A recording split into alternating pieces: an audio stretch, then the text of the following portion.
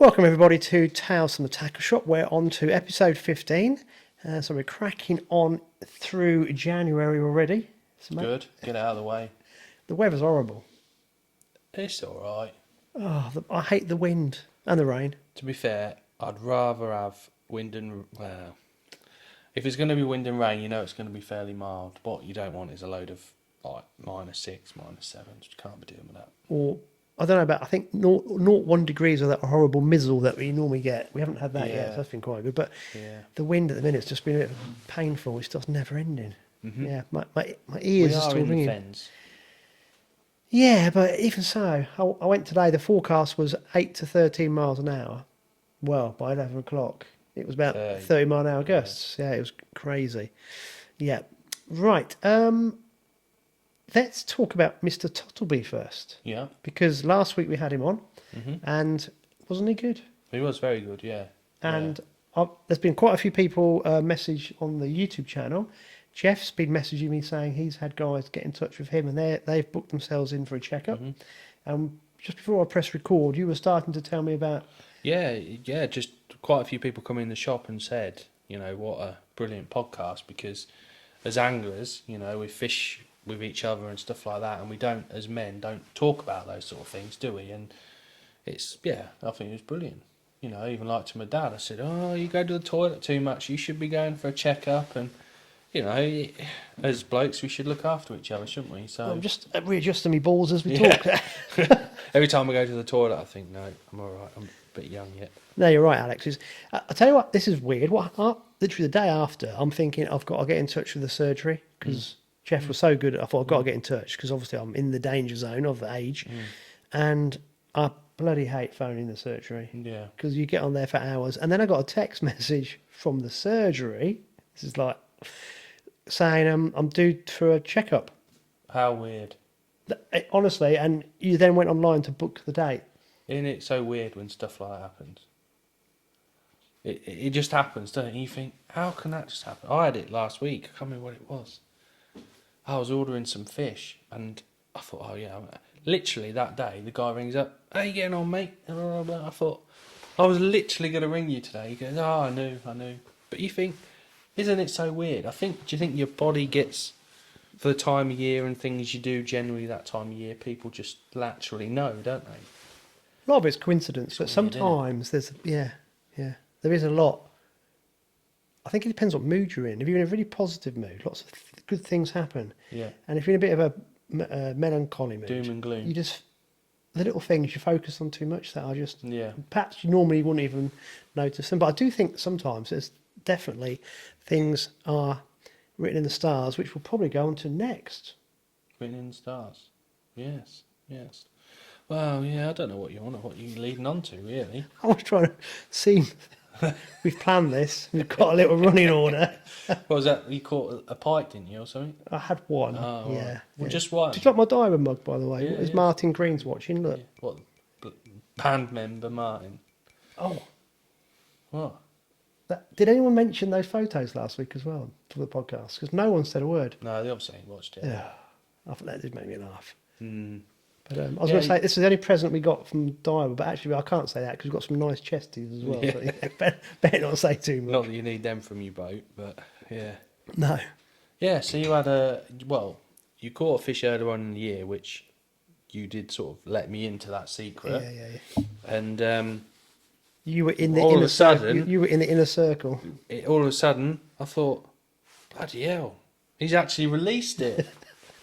I thought, oh, he must be feeling a bit happy. Arsenal must be top of league or something. But I couldn't believe it. But it is some fish that, I mean, people don't. I mean, it's like catching a 5.5 pound roach for us boys. It's like a fish of a lifetime, isn't it? Really. It is. It still hasn't sunk in. It is really weird because there's a whole load of things that happened leading up to that fish, and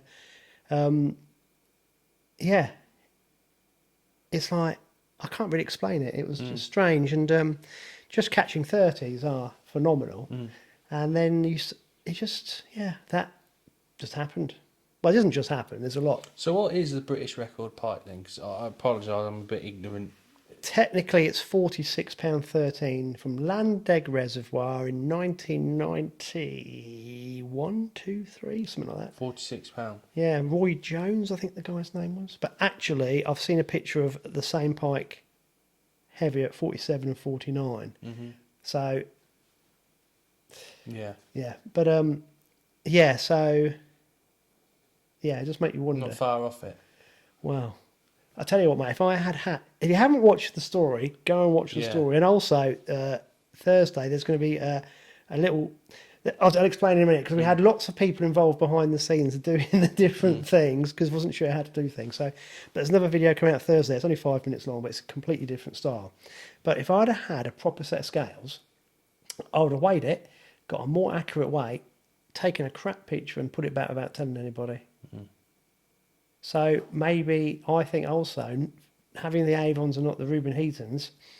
For anyone that doesn't know, I got some £60 Reuben Heaton scales. I got 2 sets, and I took the £60 Reuben Heaton sets out of my box, put my £40 Avons in. And if you don't know what I'm on about, go and watch the videos and you'll see. But not quite knowing how big this fish was made me shout across to the only other 2 people on the whole water.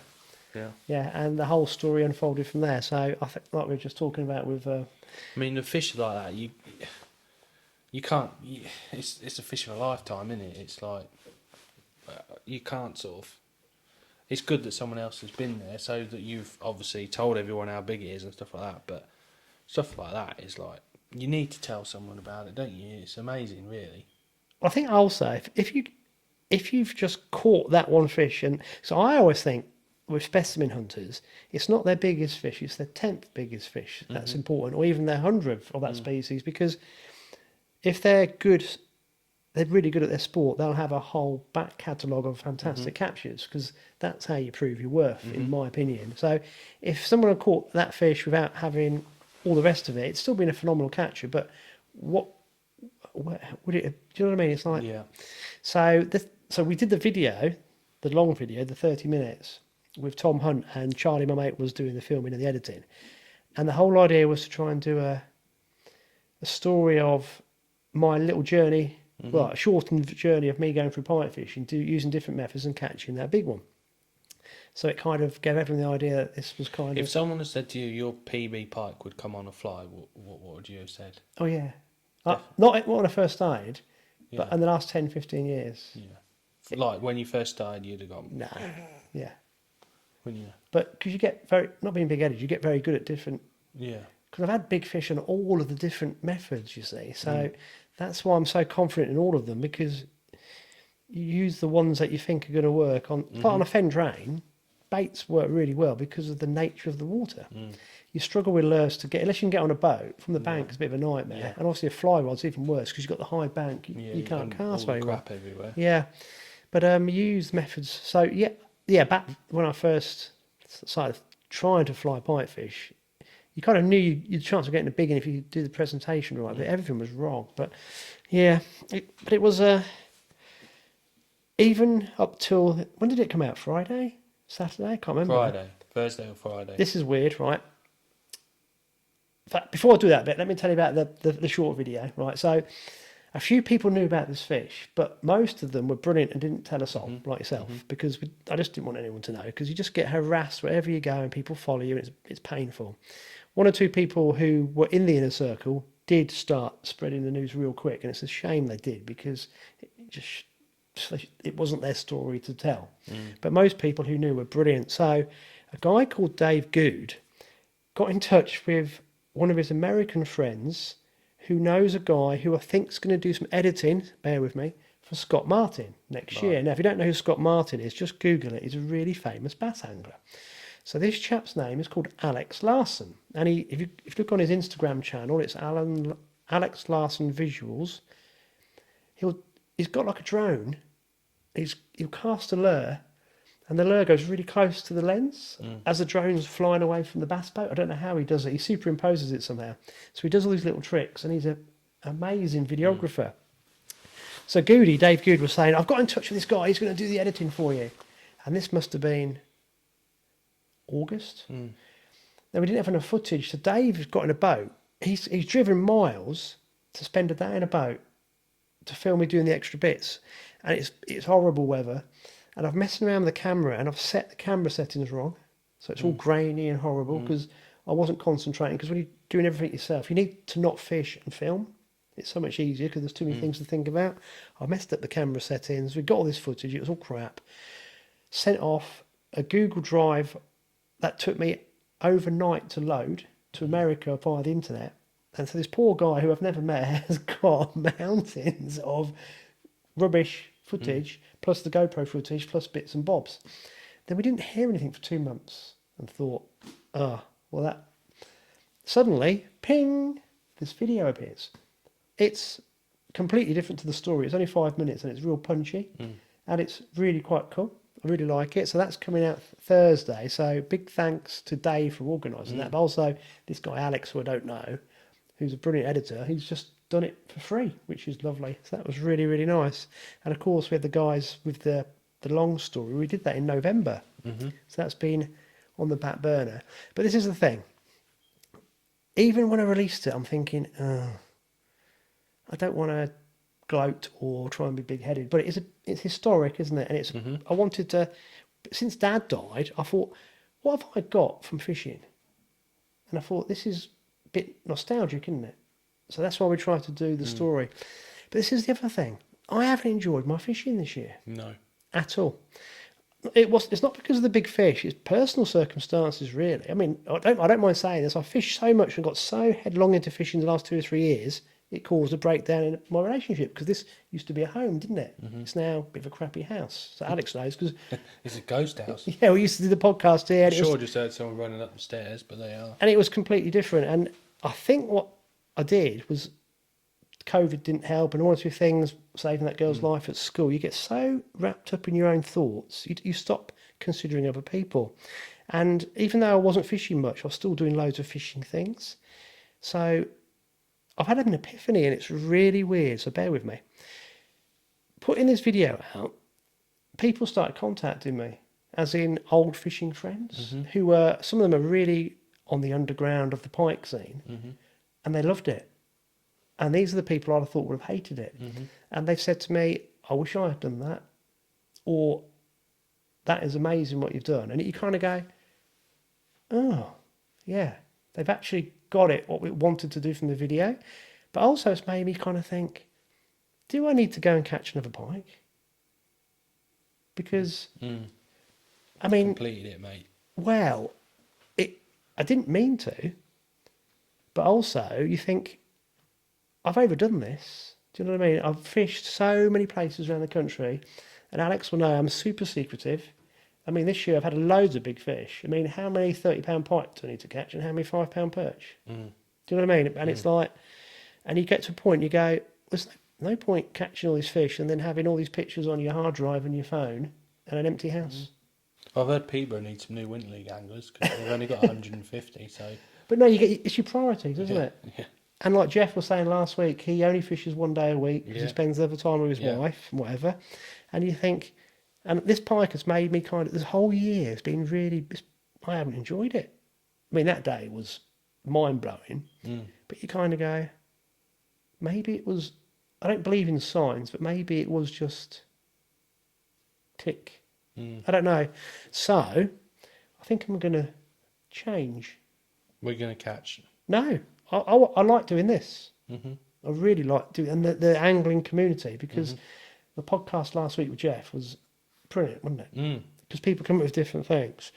And I think life's all about having challenges, meeting different people, and then finding a bit about their story as well. So I like the podcast. I'm not going to start next year. I'm not going after a big fish at all. I'm going to start guiding, but in a different way. So a guy I know contacted me about 2 months ago about taking his son. And I didn't want to do it, not because he's a really nice guy, but because it's like... And then I thought, you're thinking about this the wrong way. So I am taking him and his son, we're going to go for a day's pike fishing. I've already got him head planned out what we're going to do. And I thought, I'm now really looking forward to it.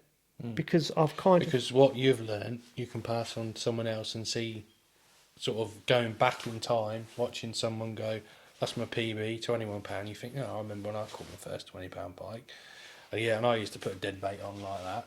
And I think that's life, isn't it? I want to see the little kid. He's only 10. I want to see his yeah. excitement. He has a run. I'm going to try and get my fish on a bait first, and then on lures. That's my plan in my head. And then I thought, I don't want to take people to places I've caught big fish, because what are they going to get out of trying to catch a big fish? Nothing. No. So I thought, I know what I'm going to do. I'm going to. We had this conversation 2 years ago. Me and Alex already had this conversation about coaching.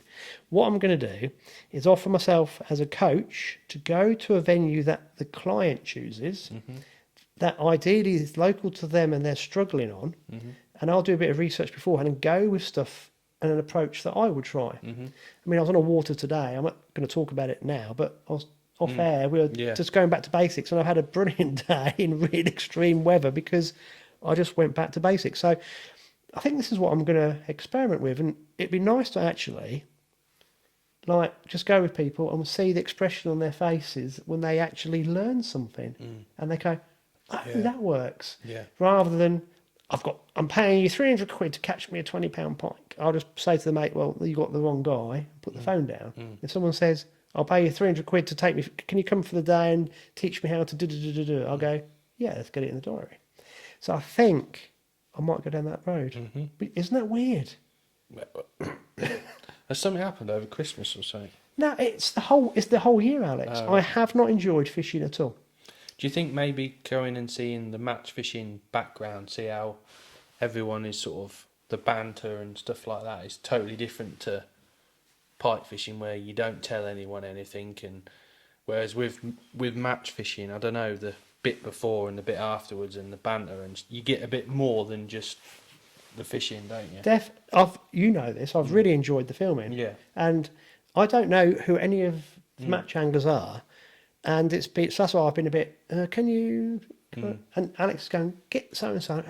What's his name? And everyone's been really welcoming. Yeah. And it's been lovely. And also, it's a set time, isn't it? It's like, it's then. And it's then. Yeah. So you kind of you can do all your other stuff and go then. Whereas I just go, and sometimes it'll be like days. And it's too long. It's quite nice that it's compact. Yeah. So, yeah, definitely that's been a part of it. But this year, mate, I haven't enjoyed it at all. And I know why. It's for bigger things. You know, you've lost things that you shouldn't have lost. And it's like, I've done this to death. But not just the fishing, but also the planning, the contacting people, the whole thing. It's just taken up too much. And that monstrous pike that I had was like, I didn't realise at the time. It hasn't sunk in till now. And all these phone calls I'm getting from people who I know, who I haven't spoken to for a while, we're having the same discussions about where they are in life.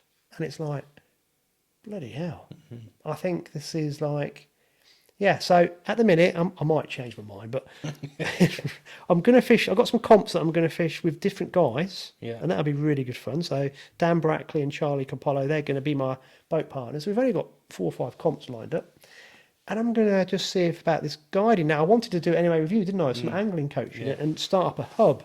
So this might expand and get like really good anglers from different disciplines to just coach people.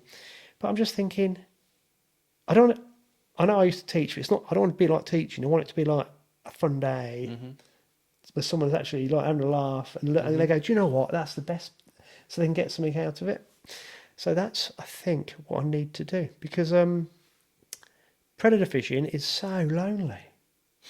It's shit. It really is, because guys who are match anglers won't understand this. You can't tell people, because the following week you go, your whole spots are trashed. Yeah. The fish have been caught.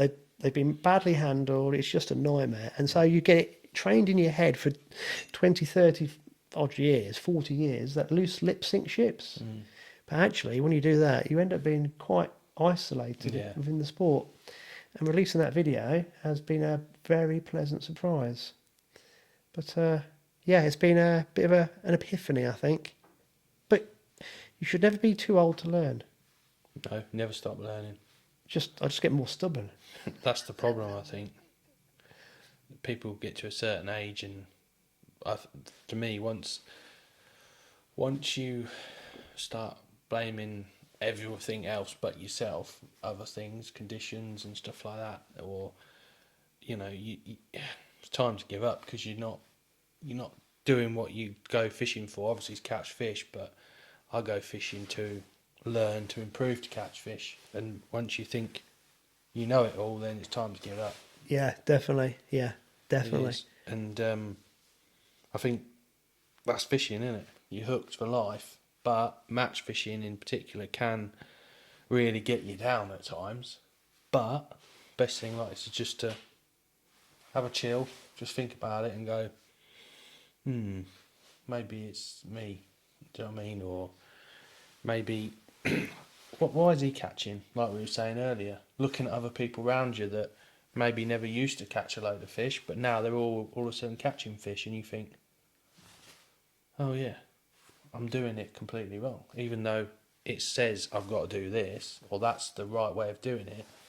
Watching someone else who's doing well, you can learn from everyone, not just superstar anglers. Every angler on the bank who you sit next to, or you learn from, don't you? You have to. Yeah. Yeah, you have to. As soon as you think you know it all, you're screwed. And also, you make your circle smaller, don't you? Yeah. Because you end up Yeah, isolating you do. people. Yeah. Yeah. And actually, I mean, not saying Matt Barker's a very good angler, but imagine a Matt Barker who's a crap angler. That enthusiasm, you can't exclude people like that. You have to embrace it. So, because you get people come up to you who are very enthusiastic, who are that's what I meant by his enthusiasm. And I do this all the time. Again. Sorry, I didn't mention But I do this all the time. I turn my back on people because it's being their predator, and I shouldn't do it. It's really rude. Whereas the reason I keep mentioning Matt Barker is I want to get him on because he is a live wire and he's brilliant, and he's the essence for me of what angling should be about. Yeah. He is so nice at just picking people's brains, and he wants to learn all the time. And to me, that's what you're saying. We should all be like that. Yeah. None of us should be too big for our boots and too good to not ask people. But it's a weird one. Yeah, Right? I mean, I think there's, with it's when you ask someone, there's ways of asking someone and learning from people, isn't there? The only way to learn is to fish against the best, and competing against the best and asking questions. You don't go up to them and go, like bold as brass, well, let me look at this, do this, and they go, whoa, do you know what I mean? Yeah, there's a way of approaching people, and like what you're saying, Matt's good at it and keen and stuff like that. And Well, he goes, look, I've started 2 years ago in the Winter League. Can you? I want to do this, and you kind of think he's actually laid out the conversation and explained to the person he's talking to where he is, where he came from, where he is, and where he wants to go. And he's quite openly saying to that guy, "Can you help?" So there's one guy who I've met on the competition scene. I don't know him at all well. His name's Daniel Salida. This guy is unbelievable. It's the best predator competition angler I've ever seen in my life. He is untouchable. why? Well, I'm going to message him and just ask. I don't go fishing with him. Just go out for a coffee or a beer and spend 2 or 3 hours. I want to kind of. Pick his brains. He does some. For Xander and perch. He's so much better than me. He's like in comps. He catches monstrous pike, pleasure fishing as well. But I spoke to his boat partner. He just says he's unbelievable. So I want to know why but he'll be thinking to himself the same thought processes that we have gone through, and he'll know setups that really work, and he'll go for a whole list of things very quickly in a competition style setup, and he'll be able to analyse what's happening very, very quickly. And I think that's what these really good competition anglers in any aspect of the sport can do. They can Pick things up twice as quick. but they've got the experience to know what to do next. Yeah. It's like you can tell someone how to fish their match and do this and do that, but they're never going to be able to do it the same as you, And people say to me, "Oh, how do you fish? How's rook fishing or how's magpie fishing?" You say, "Well, da."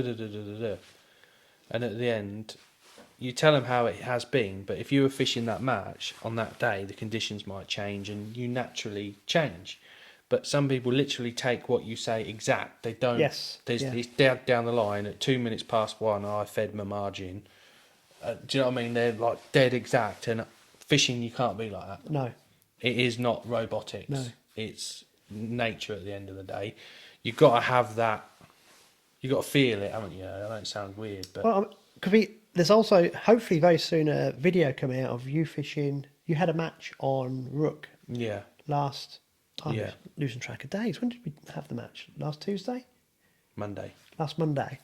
And you had 15 anglers on Rook, Silver's match, and I was videoing Alex. And let me remember this. That I was, because obviously I was watching what you were doing. You had that 10-metre line, and you were doing like 2 lines off that, weren't you? Yeah. I started off with. No, what it was, right? So, because I hadn't fished it before. but this was this is the real interesting bit for me, Yeah. right? So Alex was struggling to get the fish come in, and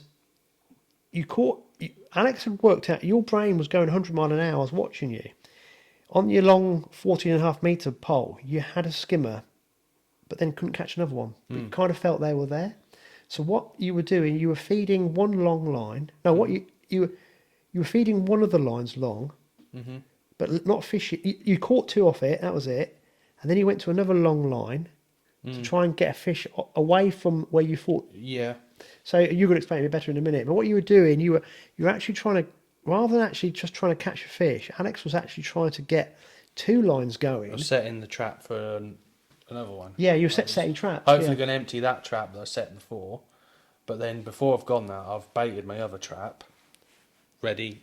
That's basically what you're doing. But you were doing it. Traps. What you didn't start off like that. No. You very quickly sussed what was going on, and that's what we're talking about. Yeah. And I could see what he was doing. I'm thinking, hold on a minute, he's changed tactics slightly. Well, you have to. Yeah, you have to. And at the end, got it completely wrong, really. Not completely wrong, but there's a lot of things I would do differently next time.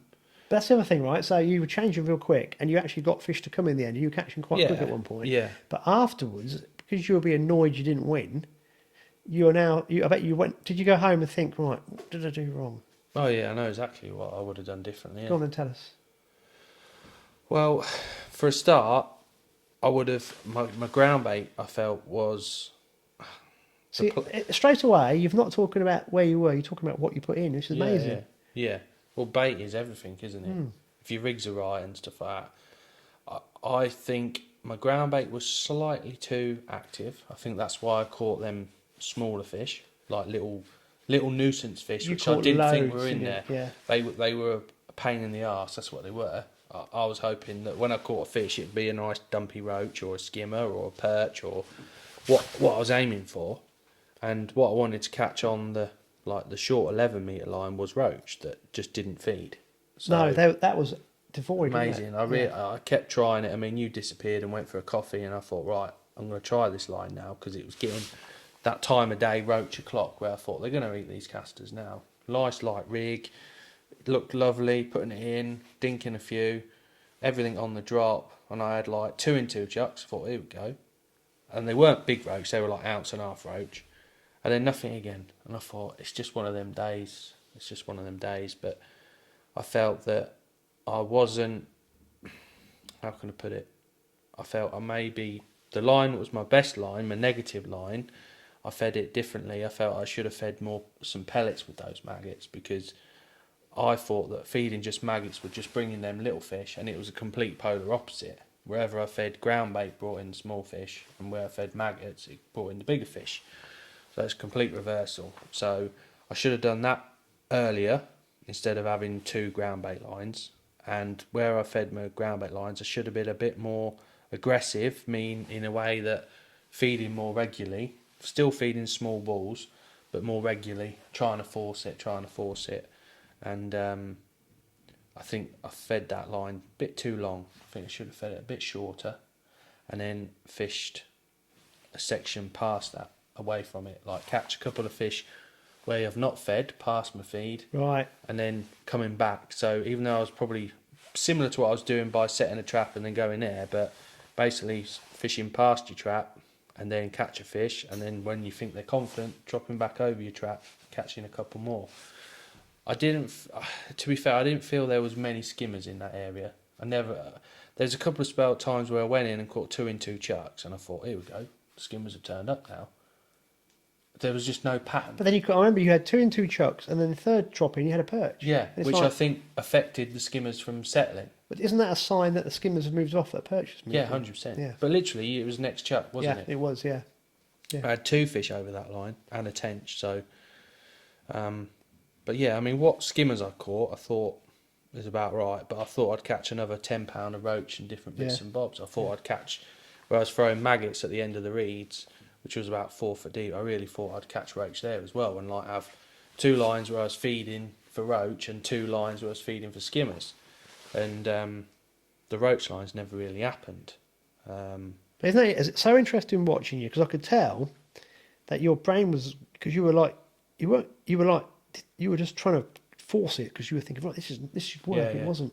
And also, what's interesting, I think this is what sets the average angler away from the good angler, is that afterwards you're like analysing it straight away. And you're going, okay, because that's when I go and I like blanking. I don't. This is going to sound so big-headed. Don't blank very often, but if I blank, it really forces me to evaluate. I evaluate anyway, but sometimes I go okay, and sometimes I'll go for something special, and I'm quite.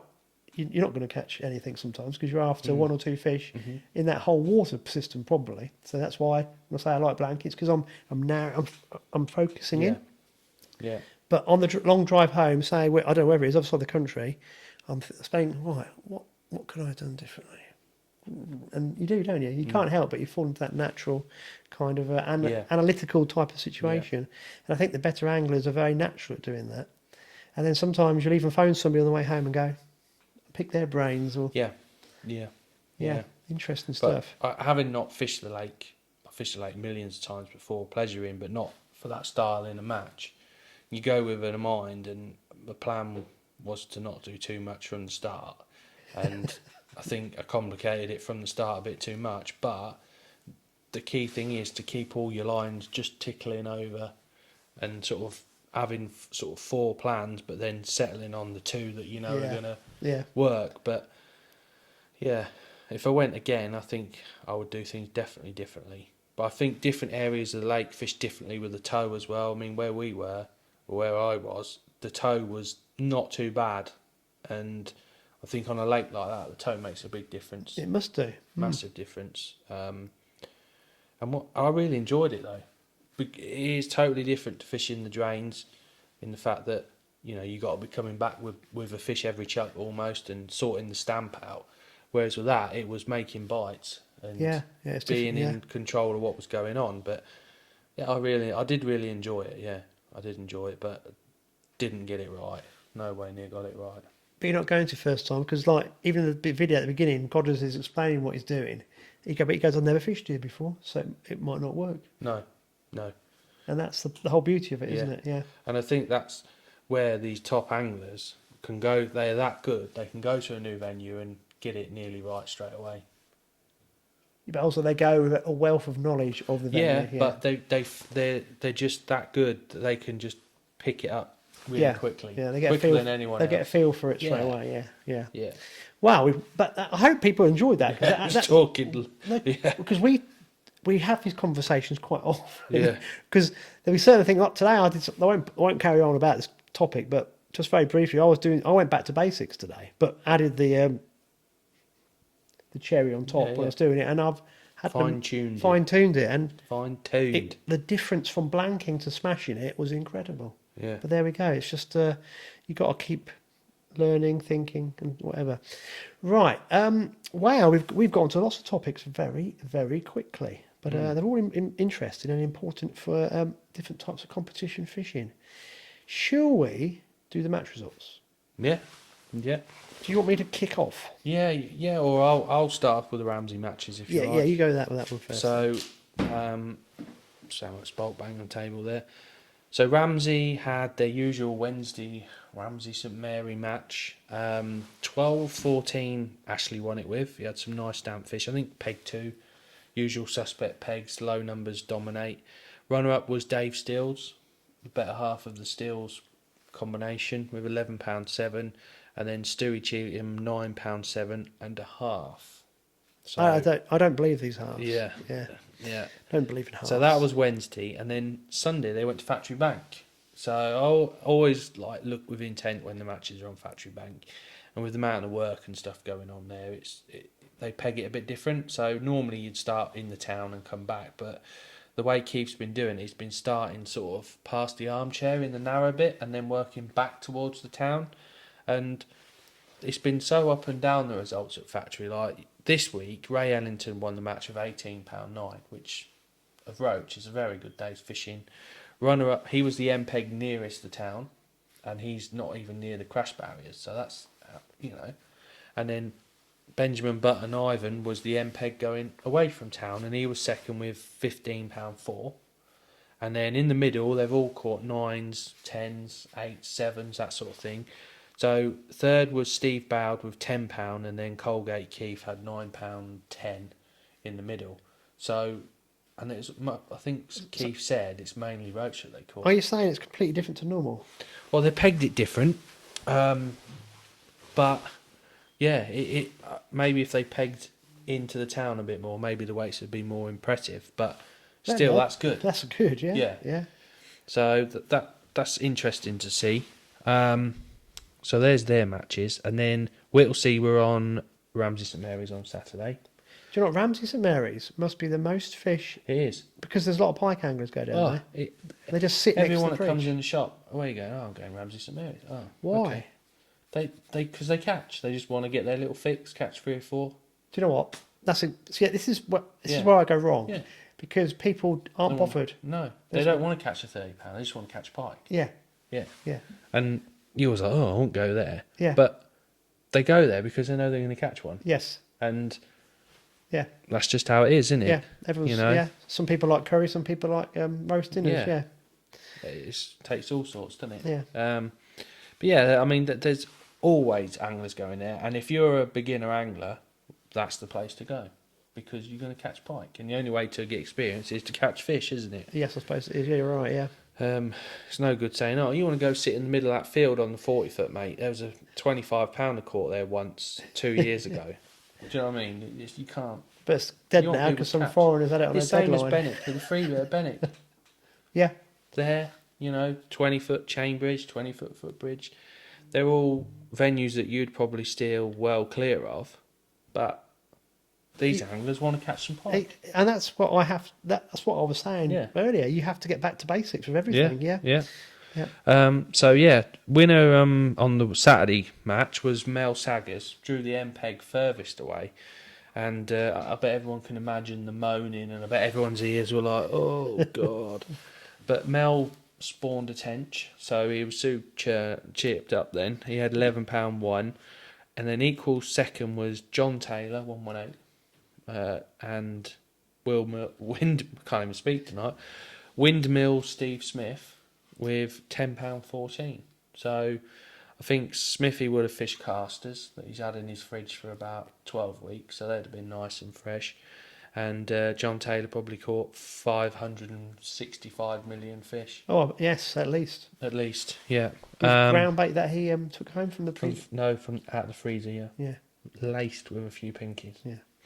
I do love reading John Taylor's post.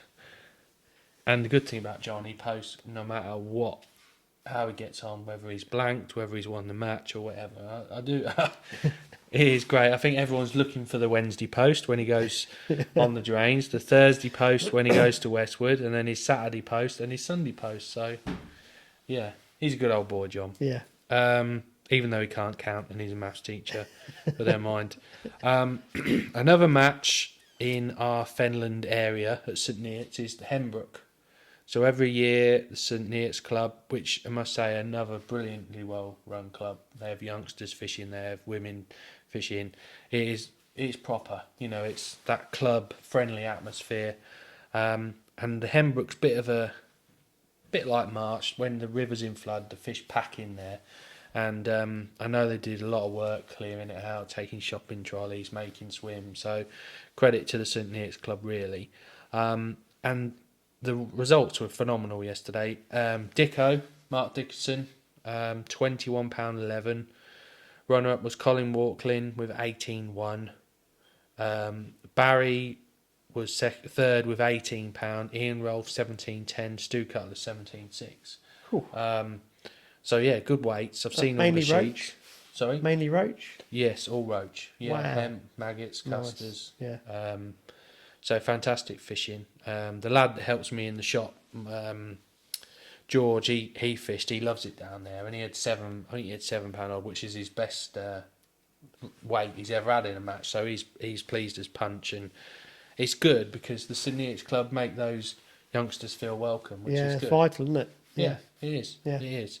So well done to St Neots. That's a great match, and I think they've got 4 matches in the series or 3. So it'll be interesting to see how the series goes on. I think obviously if the river sort of gets a bit more in sorts and loses its colour, maybe there'll be a few more fish back in the river. But there's plenty in Hembrook at the minute. It seems like all the drains and rivers are fishing well, aren't they? Yeah.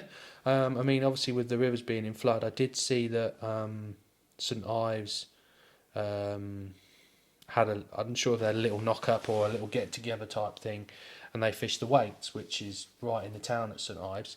And I see a nice catch by Mick Andrews. He had some big rudd, some lovely big rudd. Could the bream get in there the winter as well, don't they? Yeah. Again, so all these little backwaters that look dead and empty in the summer with no water in are massive for the actual river in the winter, aren't they? Yeah, vital. Yeah. You know, so and at long last, cleaning them out and stuff like that makes a big difference. And at long last, we've got a bit of water coming through the systems. It does make all the difference, doesn't it? Yeah. 100%. Yeah.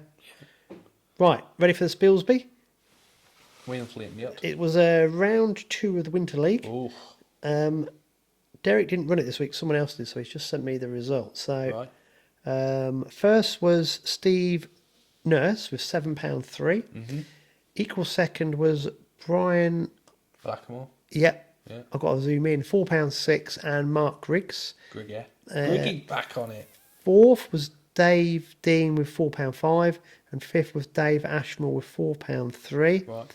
And that means equals 6 for Stevie Richardson and Mick Stamp with £4. I mean, that's Stampy slipping there. incredibly close, isn't it?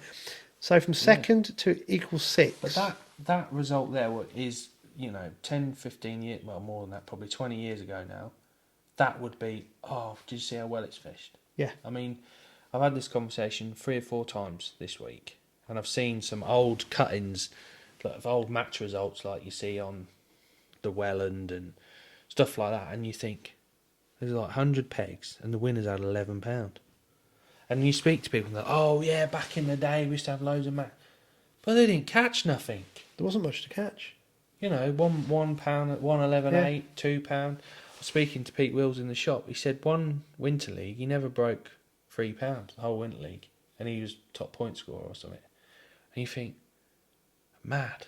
All the matches we used to have on the 16-foot and the middle level, if the bream weren't caught, it'd be a lucky tench or a few Tommy Ruff. Yeah. It was crap. I know. And we used to go down and fish North Level because you were going to catch at North Level, but they were all little gudgy and all little washed out roach, like that big. Yeah. I remember speaking to some lads that come in the shop, proper the old ABC, like Steve Poplet and that come in, and they were telling me how they fished an embassy pairs on Dimmock's Coat or whatever, and one of them caught a tench and one of them caught a bream, and they qualified for the embassy pairs final, and that's all you had to do.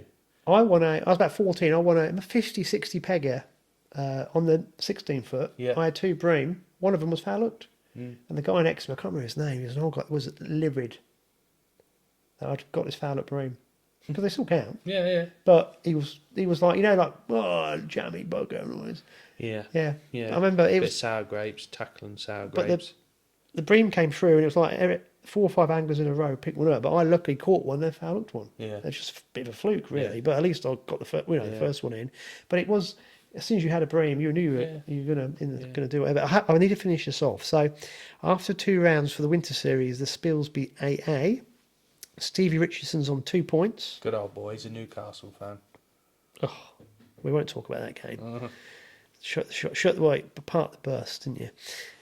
Second, equal on 3 points is Mark Griggs, Steve Nurse, and Dave Ashmore. Mm-hmm. Fifth is Dave Dean, which means 6 is Mick Stamp. Yeah. It's not right on here because Mr. Skinner's sent me an update. 7th is Wayne Easter on 6 points. 8th equal is Bob Smith, Brian Blackamore, and Mick Balls. Mm-hmm. And the next round is Sunday, January the 22nd. Mm-hmm. So that's really good as well.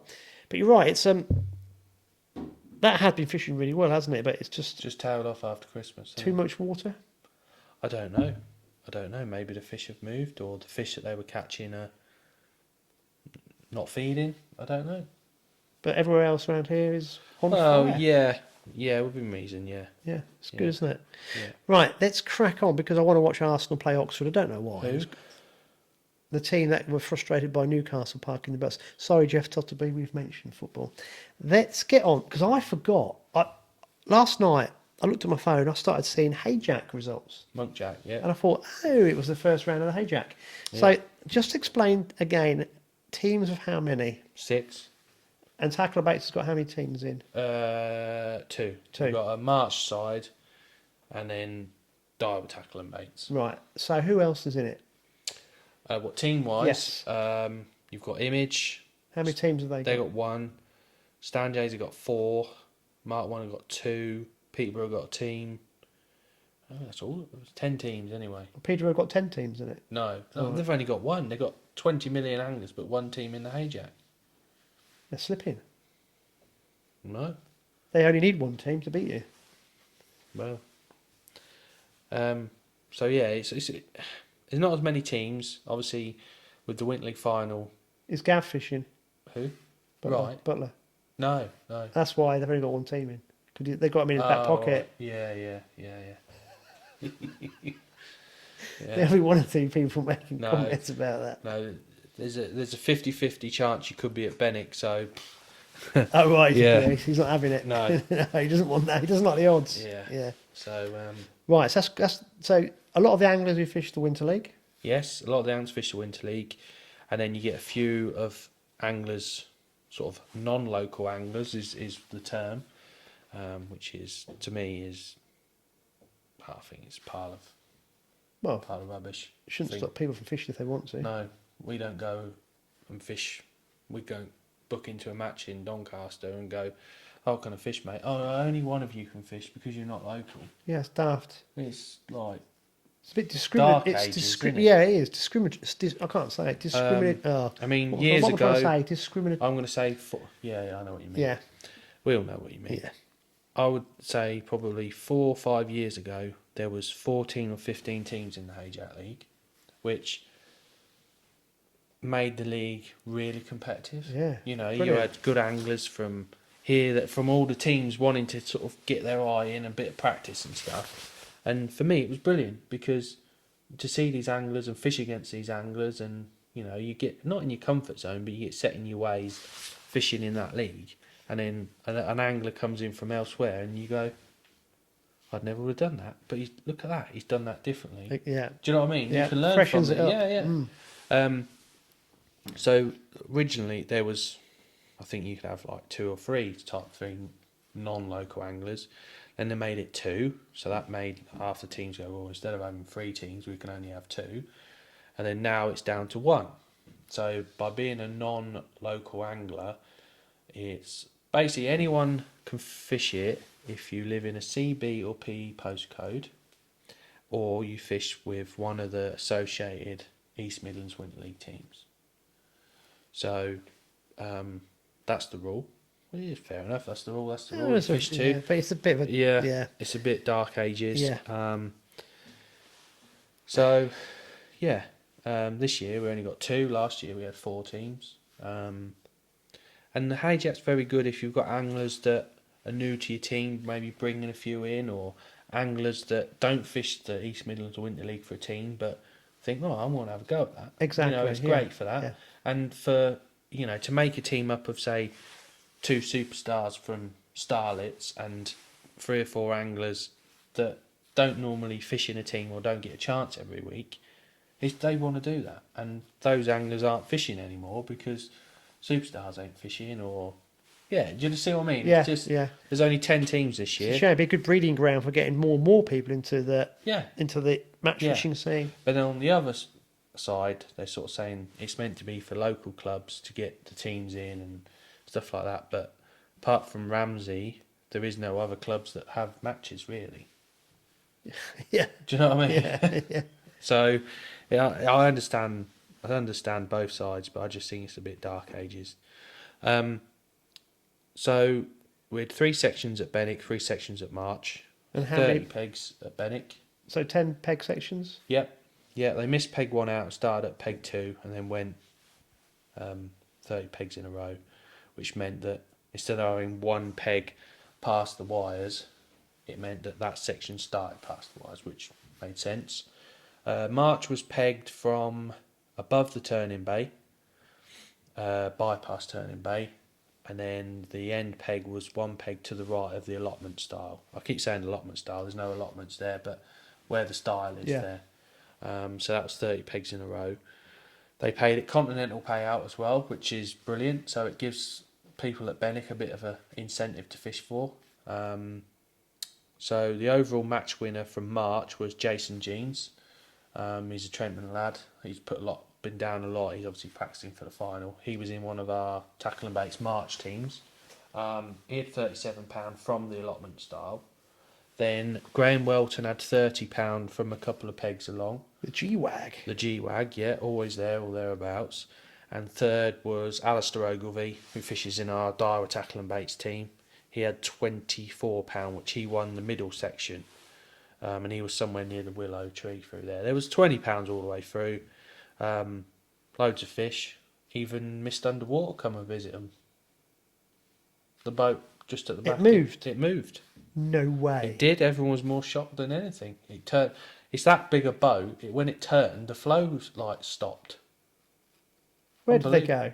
I think it must have gone up, turned round, realised it's the wrong way, gone all the way back up the bypass, turned round and come back again. Unless they actually use the sanitation point. Maybe. It'd be a minor But it's miracle. the first time I've seen it move for years. Yeah. So I think there's a few fish went, my home, where's it gone? And a few rats. Yeah. There's a lot of rats along there. Yeah, so that went for a little walkabout on Sunday. Bit so few yeah, that rud, fished all right. a bit lost. Yeah. Yeah. And Benwick fished very, very well again. Very well. The first section was won by Chris Daniels, which again, new angler, learning, keen, started fishing with the Saturday Whittlesea lads and then progressed to fishing with the main people team, and it's great. You know, he had £15, beat Bob Nudd off the next peg. That's what it's all about, isn't it? Yeah. You know. He'll be So buzzing all week, won't he? Yeah. And then there's a £15, and then I think John 118 Taylor was second with £13. There's a £12, 11, lots of £10 in that first section. In the second section, whatever, God has won that one. He had £16. He had a lucky tench in that. And then there was a £14, £13. I think my dad was beat two in that section with £10.5 in a 10 peg section. Wow. So yeah, that's good fishing. And then the next section was Little London, which is where I was. Still can't draw at March. Still always at Benwick. Tony Watling Jr. won the section. He had £23, 11, which consisted, he had two tench in that. just shows how relatively mild it is, doesn't it? He had two tench in that. He won the Benwick venue. He was second in the match. And I was second in that section. I had £22. I had a lovely day's fishing, all bits and pieces, like probably 400 fish. John Taylor. Yeah. Did you borrow his clicker? No. I would say 400 fish because I worked out they were like 18 or 20 to the pound. So, yeah, I had a busy day, a lovely day's fishing on a good area at Little London. It's probably the best peg I've had all year, I would say. These drains have got a lot of fish in them. They have hell of a lot of fish. Yeah, if you try and work out in your head. Fish. Yeah, so I was second at Benwick and fourth in the Continental payout, and then Steve Slater, he had £16.9, so he framed as well. So we were first, second, and third on the venue. He had 16.9, so yeah, it was some fish. And there's fish all the way through at the minute, right the way through. It'd be interesting to see if you caught double figures up the other end, which I think you would. Yeah. Fish are spread out. There's a lot of pike about, or zander, big perch. Yeah, nice day's fishing really. The wind was naughty. It was quite bad. It dropped about 4 inch during the match, which I've never seen it drop that much. So it was about 3 foot deep. Yeah. Literally. My net was out of the water. It dropped a lot. That's what gets me, how shallow these drains are, yet they still hold all these fish. Yeah. And clear they are. Yeah, incredible, isn't it? Yeah. Isn't it incredible? The Fens is an incredible place, really. Yeah. If you think back to last year, we were like, even off air, to say, we were discussing about how crap it is and what's happening. We had a discussion after the match on Sunday, and Slate said, "Do you realise I won the whole of March last year? It was split 30 and 30, with £7.14 last year, and that was last in the whole venue this year. Well, I think £8-9 was last on the whole venue. Those fish weren't there last year. 'Cause They weren't. You guys are that good. You'd catch them. Yeah, Yeah. they can't have been there. Even if can they were switched off for one match, they'd switch on again for another match. Yeah. They can't have been there. You can't catch what's not there. No. That's incredible. So, did one of your teams get a very low points score? Yeah, so Dara, Tackle and Bait's 15 points, which is, it's not bad, is it? It's not too So bad. that average is just over 2 per person. Yeah. Ali won his section. Ray was 4th. Wilsmore was 3rd. Simon Wilsmore was 3rd. He doesn't like being called Wilsmore. He's not local. Oh, Simon. No, he's our non-local angler. You see what I'm saying? See, we're only allowed one.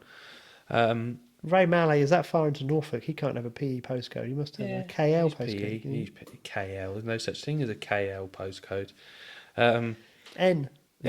NR, that's Norfolk. And then Goddard's, obviously he won his section. Slates was 3rd. And Steve Harwood was 3rd. So yeah, did alright. I was in the March team this week. Me and Jason did alright, but I don't know what happened to the others. I think they were going for 10s rather than 1s, but... So what were the point scores for the teams? Team-wise, Dara, Tackle and Baits 15. Runners-up was Stanjay Gold 23. And then Image and... No, Mark 1, White were 3rd with 24. And I think there was 2 teams tied on like 26. So, yeah. If Dad and Darren and Bob and then Mark fished for half the match, then we might have been alright. But no. Yeah, so it started off alright. And so when are the next... How many rounds are there? There's 4 rounds. So the next round is the 29th of this month. Then there's another round on the 12th of Feb. And then the last round is just before the season ends, basically. So yeah, all to play for. Cool. 60 peg league, so good match. Nice. And are there any more March Opens? Yeah, so this Sunday is March Open. Ooh, get excited. Yeah, because I know I've got to be at March. Yeah. Again, you'll have a day's fishing wherever you draw. Oh, it's phenomenal, isn't it? Yeah. The weights aren't dropping off either. And you look on Facebook and the amount of people, pleasure anglers going down there and catching 30 and 40 pound. Andy Shortland, I saw him and his mates. They were smashing it again. Yeah, it's just solid with fish. It is getting pressured, but there's a lot of fish there. Yeah. A lot of fish there. And the weight, it will drop. There's no doubt about it. It has to. The amount of pressure it will get is unbelievable. But there's a colossal amount of fish there this year. It's like we've had 2 years worth appear at once. It's frightening. You think there's that many fish there? There must be like no water. Must they suck all the water with them? Somewhere there's like... Where do they all come from? They must be like miles of drain. It's got nothing in I'll it. tell you a little area which might be worth pleasure anglers going and having a fish. I know a lot of pike anglers go to this time of year. Pingles Bridge on the middle level. Yeah. Me and my dad had a bit of a drive over Christmas on Boxing Day when we decided not to fish, and we stopped there. You didn't have a dump in the bushes there, No, did you? no. And I stopped there and I thought, well, I'll just have a look. Anyway, it is absolutely black with fish. Absolutely Either side of the bridge. full of fish. And it was tramming, right? It was absolutely raging through because we had obviously a fair bit of rain over Christmas. And it was like just teeming with fish everywhere. So maybe it's worth a little go there. Obviously there's a load of these little rudd and that. There'll be a load of big perch there. There'll be pike, roach, no bream I doubt. All these venues we fish through the winter that are absolutely black with fish and you never see one bream because they don't shoal up with them. They don't go with them, do they? No, they don't need to. They live where they want to live, don't they? Yeah, middle of nowhere, out of the way. So yeah, that's it really for match results this week. The only thing I haven't mentioned is the Chip Shop Award. So Did you get a picture of Wee John with his T-shirt last week? No, but I have got a picture coming from Snowflake with his T-shirt on, because I got one of the customers to go in there and hand it to him personally and to Well, I'm take a confused. So picture. who's Snowflake? Martin Caldecott. Is he this week's winner? No, he was the week before Christmas, the Right. last Winter League round. So we'll stick that on here. Yeah, when I get it, yeah. And this week's winner, he's escaped it. Not escaped it. He's been beat one side and like tied with the guy next to him a couple of times, and normally he's known as Epicenter. But this now he's known as a chip shot. I saw a picture of his match report, and the picture of him, he looked very washed out, like it tipping down with rain. Yeah. So this week's winner is Tom Moretti. And you've got to get him because this won't happen very often. No, we've got to get Tom Moretti this week. I go, oh no, he tied with the guy next to him quite a few times this year. So I think a few people have said, Tom got chip shot this week. Yeah, and so I don't even have to look now. People just say, nudge, nudge. Thomas, get a nice picture of you next week on here somewhere. It's quite funny because everyone weighs in and they go, £15.9. And then the bloke next to him goes, £15.12. Everyone's quiet. And I went, been chip shot lately? And everyone's thinking the same thing, but no one says it. Everyone just goes, salt and vinegar. Well, Mark Barron had a picture. Don't know if you saw it today. Yeah, brilliant. Yeah, they've got that going again. Yeah. So that's really good. Yeah. Oh, cool. So we haven't got a picture of Wee John yet. You're going to get me a picture of Martin Caldecott.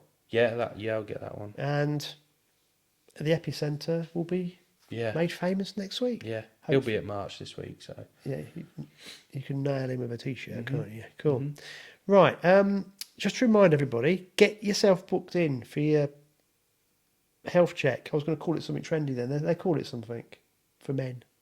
I can't remember what it's called. Old man checkup? Yeah, they give it a term. But get yourself checked, because there'll be loads of people watching right now who would have gone, I was going to do that last week and I forgot, or they put it off. So get that done. Second thing, bit of a shameless plug. Have a look at the 2 pipe videos. One of them's long, 30 minutes, but it's good, isn't it? Yeah. It's good. Yeah, people quite like the whole story behind it. But there's another one, a real short one coming out. That's like a completely different style. That'd be quite good fun to watch. If I can finish the editing, Alexis Silver's match will be out Friday. If I don't get it done, it'll come out the following Friday. I had a new camera, if you remember, and I was messing about, and I've got so much footage, it's taking me forever to find the right shot. So if I can get it out for Friday, we'll do that as well. That's loads of me swinging little blips in. Yeah, there is. Yeah. On my next task, I do a little speeded up section because it's like there are so many. Yeah. But have an eye out for that. What else have we got coming up? That's about it, isn't it? Yeah. Oh, are we going to do those rig videos? Yeah. Right, so also on a Tuesday, I've been starting to put out rig videos, and they've been pike orientated, just because it's the time of year for pike. We're going to start doing some with Alex. Oh, Simon, I love you. He doesn't know this yet. Will's more. Going to get him to do some rig videos as well. Simon doesn't know. No, he doesn't know. He doesn't know yet. Yeah, but he'll try and. Ooh, love you, Simon. He'll try. He'll try and avoid. But I'm going to get 1 or 2 different people just to do some different rig videos. So need to get Derek Skinner on with the old. That'd be good. Yeah, the Skinner rig. Yeah. So over the next few months, I just want to get loads of different people doing different rigs. So on a Tuesday, that's hopefully the plan. But it's hectic. There's a lot going on. But keep an eye out. Never ending, yeah. And it's the editing. It takes forever. Right. Anything else that you'd like to add? Come on, Oxford. Mate, it's 3 minutes before kick-off and I've not had my dinner yet. Oh, well, I'm having stir-fry, so it won't take too long. Oh, right. And I've already chopped my chicken. So well, when you're crying, the old tears will make it cook a bit quicker, won't it? If Oxford go 2-0 up early. I'd quite happily go out the third round and just concentrate on the league. Oh. They might do it as a tactic. They did the same with the Carabao. I tell you what's weird, having to deal with the pressure of Newcastle doing well. All of a sudden, no one give a shit about Newcastle. And now we got knocked out of the FA Cup. Everyone's like, laughing at you. You're like, oh, I quite like being a crap team again. No, it's just a bit weird. Anyway, we can't waste any time. We don't want to waste any time. No, we're going to go because I've got to go and watch footy, have my tea and do my hair. Right, thanks for tonight. Yeah. Brilliant, yeah. long one, I think, but we've covered lots of bases. Right, guys, have a lovely weekend's fishing, and we'll catch up with you all next week.